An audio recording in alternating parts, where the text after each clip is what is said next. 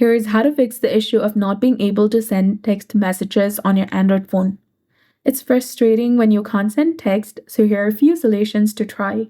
First, check your service. Swipe down from the top of your phone's screen and look at the top to ensure that you have a cellular service. You need service to send messages, and if you don't have service, try moving to a different location where you might get a better signal.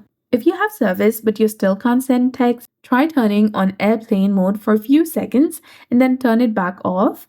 This will refresh your connection and often fix the problem. If that does not work, you can try tapping and holding the messaging icon, then tap on the eye icon in the top, then scroll down, tap on storage, click on clear cache, come back, try for stopping this application and re-enable it again, return to the messages app and try sending your message once again. If it still does not work, double check that you're texting a valid and a correct phone number. An incorrect phone number could be the issue.